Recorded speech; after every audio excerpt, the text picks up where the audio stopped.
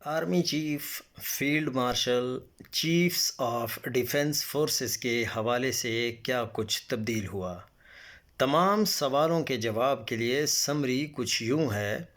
اب army chief, chief of defence forces کی تقرری اکٹھی ہوا کرے گی، 5 سال کے لیے اور ایک ہی نوٹیفیکیشن کے ذریعے، اور اس مشترکہ پہلی تقرری کی تاریخ سے موجودہ آرمی چیف یعنی فیلڈ مارشل سید عاصم منیر کی مدت از سر نو شروع ہوگی 5 سال کے لیے، اور یہ فیلڈ مارشل کی بطور آرمی چیف اور چیف آف ڈیفنس فورسز پہلی تقرری گنی جائے گی، یعنی ایک مرتبہ توسیع کی گنجائش بدستور موجود رہے گی اگلے 5 سال کے لیے بھی۔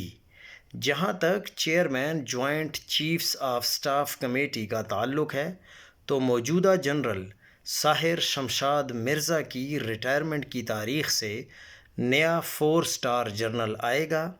عہدے کا نام بھی نیا ہے اور کام بھی نیا، اور یہ سب کچھ ہو چکا ہے، اس لیے سیٹ بیلٹ باندھ لیں اور پاکستان زندہ باد۔